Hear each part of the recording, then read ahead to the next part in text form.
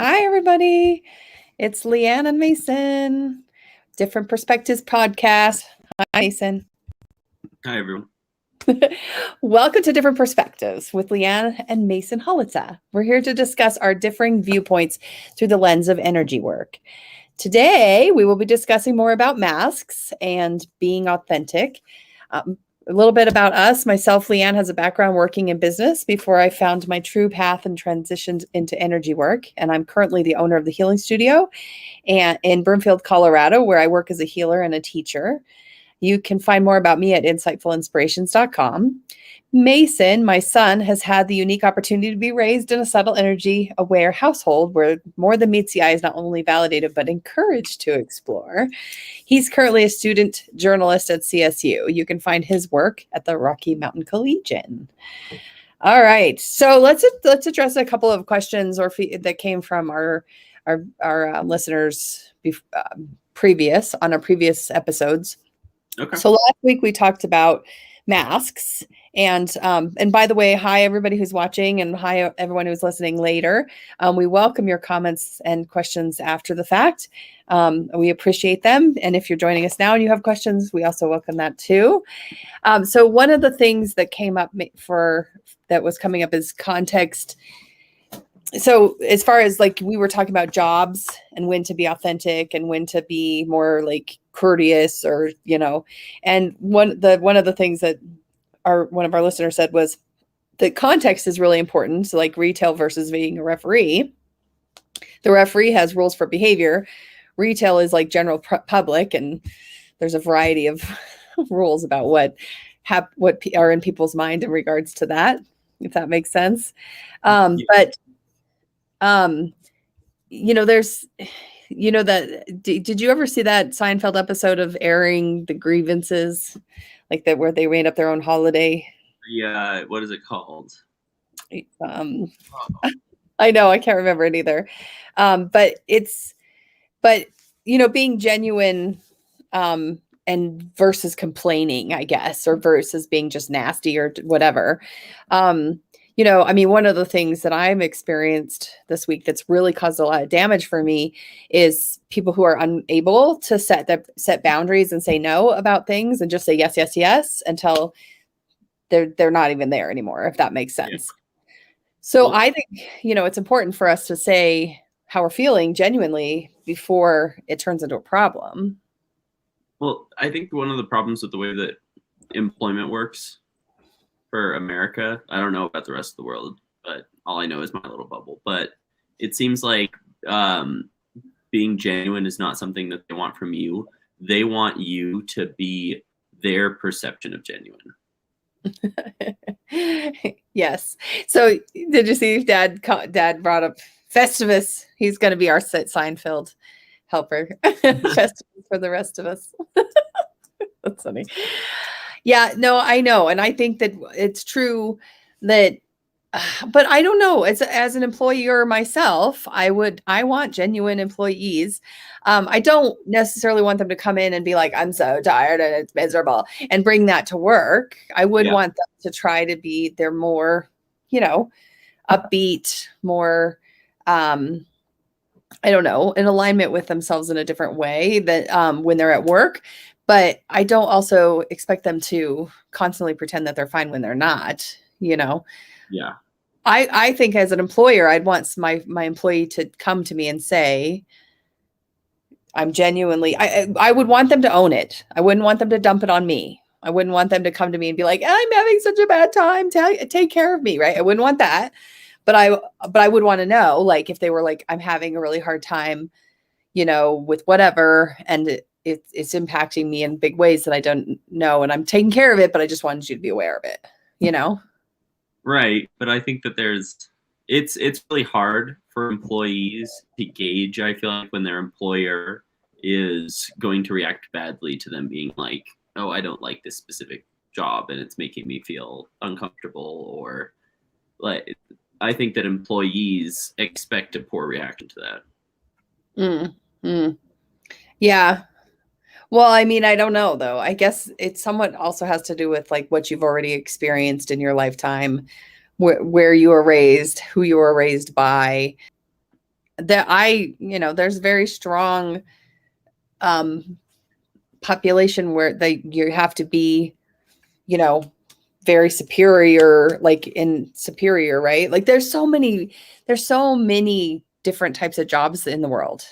I was thinking about this when I was at the hospital yesterday with your grandfather, that there's so many jobs at the hospital, just this one hospital facility. There's the people who are checking you in, there's the people who are screening you now with COVID, there's the people that are you know cleaning the ORs versus cleaning the bathrooms. I mean, like there's so many different jobs. And to get down to this hospital that we went to, because it was in downtown Denver, we drove through Commerce City, which is a big industrial space, right? And there's Right. lots of different jobs there that maybe, aren't the glorified college jobs, right? But they're the necessary jobs, the jobs that get our infrastructure done, and the job, So I guess if you don't let yourself have a genuine relationship with yourself, you might end up in professions where you have to be fake. Whereas if you let yourself get to know yourself, you might end up in a profession where you get to be real, because that's genuinely who you are.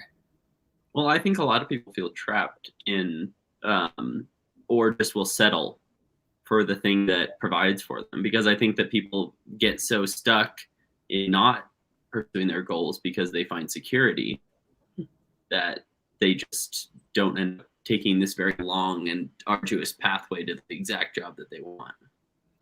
Yeah, security is a whole thing in regards to why we wear masks too, because Anne and Mason Whoops. here for our different Sorry, perspectives. guys. I was looking at comments and off up comes the next thing. So, yeah, I mean, I feel like there's a lot of, I don't know, there's a lot of messages we get, even in school and all that like you have to be the certain way, you have to do this. This is the path you have to take in order to be acceptable. And I don't know. There's a lot of different ways that people use masks, because I think that there's, in what you're talking about, people will use masks to protect themselves. So they'll hide this part of themselves that they want to be just theirs. Okay. And I think that they convince themselves that if other people add their judgment, it doesn't add anything positive to them. And I think that that's different than being what you think that somebody else wants you to be. Right. I agree with that. So another question that came up based on like our last week's too, that would be interesting to address, is how do parents guide their kids to be more authentic? And like one of the questions was, how do parents stick up for their children when they know that they're being taught inappropriate methods of being, like, through fear, or, having a mask on? How do, we protect the kids? And, I guess, I don't know. What do you think about that? About children being authentic? Yeah. Because, you go to school, and me as a parent, when you were in school, I'm like,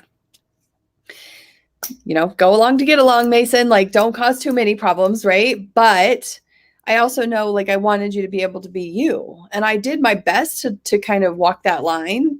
But I guess the question being thrown out is, like, how, in your viewpoint, Mason, as a parent, like, knowing what you went through with, like I didn't necessarily get the same kind of guidance you did growing up. So what do you think about, like, parents stepping in and helping their kids learn not to be taught through fear and having to wear a mask and all that? Well, I think that kids don't know fear until it's shamed out of them. I think that that's what happens a lot. Like that, parents or teachers sometimes will shame kids about a behavior that might be pretty normal, and they'll just convince them that it's not okay. And I think that's one of the biggest problems, is making somebody want to hide themselves, or training someone to hide themselves. Yeah. Because, like, it's like classical conditioning, right? Right. Like, if you do something that you want to do and it's part of who you are, and somebody reacts badly, like, I would say fidgeting in class or being loud is something that I would have, that it would happen to me, and they would just be like, no, that's bad, stop. But I think that was not a positive. I didn't get a positive reaction to that. Right. Yeah. It trained me to want to hide it, not to not do it. Okay. All right. Well, but I'm wondering, I don't know. I feel like I feel like there's more to answer to this question. Like, how as people do we move past this? Since we know it's there, it goes on, it keeps getting perpetuated generation after generation in the classical conditioning sense. Like, what as energetic sensitives can we do to stop encouraging everybody to wear masks all the time? I think that it might be, there's some cases where it might be as simple as getting the working people a raise. Like somebody who has to work service, they're making a little more money. Maybe they'd be happy to smile for an 8-hour shift. Yeah, but I mean, some people are just built for service. Like they really like it. And, that's what they do. It's not like everybody hates that. But I think that but a majority of the people that work in service don't want to work in service. I don't know. We'd have to do a poll on that. Based on my experience of talking to people. Yeah. I mean, have you talked to the service people and said, or are you talking about friends and things like that? No, I mean people in like that where I've worked. Like I worked at Dick's retail. I just worked at Safeway. But all those places, everybody would be like, I don't want to work this. And it was not because, and they would always refer to it in a way like, I don't want to work at this specific place. And when it was really the same, it's the same at every place that you could work under that kind of model. And everybody says the same thing. Yeah. It's just so hard because we have things that have to get done too, right? That none of us want to do.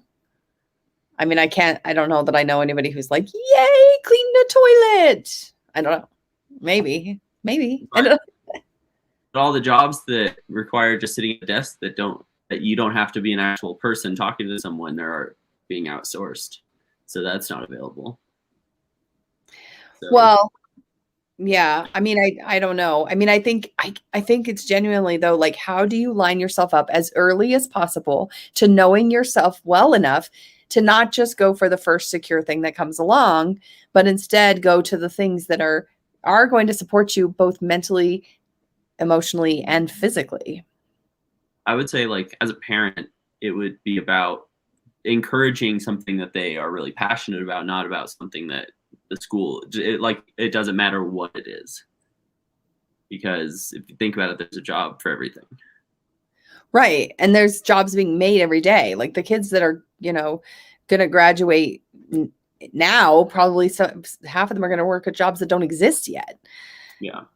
And I think it's hard to do an education system, especially early education, on jobs that don't exist yet, that are just going to be taking place 20 years from now or whatever. And it's hard to pay $70,000 for a specific education that's not going to be relevant in 20 years. Well, yeah, I do think though that there's some specific, I do think that there's benefit of going to college just for some people. I mean, I don't think that education altogether needs to be thrown out. I just think that it shouldn't be a win or lose situation. Like you can either have it or not at all. Like it's like you can't fail is what I think. And I think that people should be allowed to fail at something and try something that they might not think that they're good at. And True.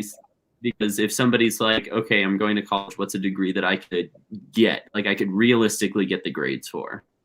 And I think that they will put aside what they actually want to do for that safer option. Mm. Yeah, but you never know until you get there. I don't know. I mean, you might have a perception that it's really hard to, I don't know, be a Mason. I actually had a client who joked that your generation was named after the jobs they'll never do. Like hunter and carpenter, Mason. So Mason, you know what a Mason is, right? I mean, as a profession. I mean, you might perceive that to be something you don't want to do, and then you get to do it, and it's super fun and fulfilling, and you get into it more and more and excited, more and more excited. Um, I mean, I guess I don't think it's just about money, and I don't think it's just about, I mean, I think some people like hard labor, some people are more willing to do hard labor, some people want, I mean, like, some people want to teach children, and some people are like, oh my gosh, teaching children is really hard, like, I don't know. I feel like if we really align ourselves without the masks, we have more potential to have jobs that we are not hating, and we don't have to be fake at. I think a lot of times it goes back to equity, because people don't feel like they feel like there's stigma around a specific type of job. Like, if you're a construction worker, you might be under the impression that people in business might look down on you, even though you might be the engineer on site, and you might be making twice that of your workers, but there's the stigma around you being on a construction site with a hard hat on. But I don't know. I think there's a stigma that goes the other way too, that people judge the business worker or this, like I definitely think that there's lots of judgment that goes around and stigma that goes around on all of it. I mean, I personally, coming out as an energy healer, that was hard for me because I was in corporate, but now it's just what it is. And I don't have any kind of like stigma around it. And people do still have stigma around it for me, but I don't care, I do think it's based on our region too a lot. I don't think you'd have the same reception maybe in like some true deep south. Well, I may, but I mean, also, same thing. If you were in a place where everybody was farmers and you come in and you're the business guy, right? There's going to be like, oh, whatever. You don't know how to farm the land. I mean, I think it could go any direction. I don't think you can label it education or not education, but I guess where we're trying to kind of come down to is, how do we find our space without pretending we're something we're not? And I think that it's partially a systemic problem that we have to kind of find loopholes for. But okay, so we find loopholes, but then how do we work on, like, you're just starting off life. You don't have to do this the same way that's been done.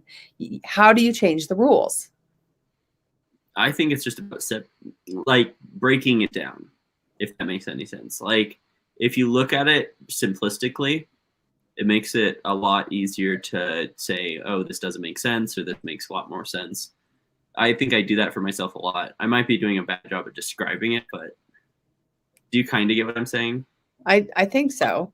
Like, if you take a step back from the situation and you go, okay, this is basically what it is. Like driving to the store. I'm just like, get in my car, go to the store. That's it. And it's like, for something more complicated, I'll break it down, and then it seems like it's irrelevant. Okay. So I feel like the bottom line is, none of us really want to be hiding. None of us want to be doing jobs we don't like doing. None of us want to feel less than another person because of the jobs or because of our status in life. We all want to feel loved. We all want to authentically, genuinely be aligned with doing what we love to and giving that back to the planet, right? Yeah. Well, so I think it's, well, I guess it's still not a solution, but I think it goes down to like the systemic equity. If people aren't getting paid the same amount for the same amount of labor, like it's valuing labor at different prices based on how intelligent the people deem you. Don't you think? Because if you're just moving a bag, like if you're moving 50-pound bags all day, I'd say that's just as hard of work as sitting at a desk all day. Yeah. But it's not valued at that. Yeah, but I don't know. Because everybody has a different relationship with energy flow. And I may have a relationship of a lot of abundant energy coming through my system, lots of money coming to me and out and me paying it out that like that. And you may have a different relationship with flow that actually isn't meant for that. So if you take the philosophical, liberal stance on like equity and how everybody's taken care of energetically, some people have more natural like flow with abundance, like in that way, in financial way. And some people have more flow of abundance in the sense that they have lots of friends and family. And some people have, that they love and like to be around, by the way. And some people are in abundance with lots of friends, right? And some people are in abundance with a lot of like physical energy and fitness. I don't think you can boil it down to, I think you have to take it back to energy and not make it about money. And some people are not built to have a whole lot of money. Some people don't even want a whole lot of money. It's not just about money. Yeah. But I think that everyone has a hobby that they want to pursue and they want that little bit of money. And I think that helps expression. Like, I feel like money can enable people to be expressive. And even if they don't like to have a lot of it, I feel like having just enough to live is not gonna let somebody express themselves. I disagree, because I rented the garage out once to this man who was making a tiny home, and his whole goal was to make this tiny home, make enough money to buy some land and get off the grid. That's it. He didn't want to make any money. He wanted to live off the grid, and that's what he wanted to do. And that was his whole desire. So I guess, I don't think everybody wants the same things. And I think that when we try to like sanitize it in that way, or make it, like everybody needs this baseline this way, whatever, I think we are missing the energetic point of experiences and soul contracts and lessons and things we're moving into, which is what I think authenticity helps you do, is get in alignment. If you're authentic and you're not wearing those masks as often, you get into alignment more with what your soul intends to be doing on the planet versus just doing what you think you should. Yeah. And I do think that there's a huge amount of people who what they want to do adds no benefit, so they feel bad about wanting it. Although, I mean, like, some people just want to, paint graffiti and and there's a really cool art walk down in Denver where you could go see the graffiti artists painting really amazing murals with permission. And, where they'd have maybe had to not do that with, they'd have to just get their art out without permission. And it was great to watch, and it was a great service, and it felt really fun to explore that, as a spectator. So I don't know. I am glad that we're moving into it. I think it's back to what we were talking about that disassociation with seeing something as it is and not as the way that the system expects it to work. And so people embrace unique things instead of putting them down. Like, I feel like we did for a while. If something was different, we didn't like it. Yeah. Well, I think that was like the industrial era, right? Like cookie cutter, optimal, the same can goes through this line every time, Even through like the 50s and 60s, that was the case. So, yeah, I don't know. I feel like there's a lot. I feel like this is something we could talk about all day long, but then it's like still we're in this like action of how do we have an expression of energy that's authentic and in alignment. Well, I think that people can just choose to do it anyways and not care about the repercussions. And it does seem to work out for a lot of people when they're just, I wanted to do this and now I'm doing it and I'm thriving. But I think that that's rarer than it actually happens. Yeah. So I don't know. I definitely feel like there's room for us to talk more about energy flow and how you start off life with energy flow. I mean, I can tell you just by raising 2 children, Mhm. sort of raising you, you're not done yet, I guess, that you guys came into the world with your very own personalities, your very own expression of energy, your very own, this is what I'm going to be and this is what I'm going to do. And no amount of coercion or, anything I did would get you to do that. And then there's also like some stuff that happened to you guys society wise that I was like, oh my God, I had no idea by putting them in this charter school, for example, that was going to teach my children XYZ in a way that I didn't intend. I thought I was picking this really great school that had like lots of great credentials and the teachers had a really great, philosophy. I thought that that's what I was picking. And I didn't recognize that what I was picking had more to it than just what the school was offering. It also had, what are the parents bringing to the table? What are the other parents expecting from the school? And, that kind of stuff. Well, I think it's just important to ask ourselves a lot why we do certain things. Yeah. Because I think that doesn't happen often enough. Well, and that whole going back to making the decisions out of love, not fear. I was trying for you. The reason why I did what I did with you in school was I was trying to preserve your love of learning. Yeah. Which I don't know if I did or not, because you kind of have a negative thing about school. Yeah, but I don't think it's about learning. You like to learn still. Yeah, it's about the system that school represents. Okay. In a way that only an elite few can succeed. So did I successfully get you to be a lifelong learner at least? Yeah, I think so. Well, I think that my ADHD saw to that anyways. You used to read books, but now I don't think you do. Books. You do? What books are you reading right now? It's not really physical big books. It's mostly books on the internet. Oh yeah, what are you reading? Let's see. I've been reading a lot of fan fiction political books. It's very interesting. It's like alternate timelines of history. A lot of World War II stuff. Oh, interesting.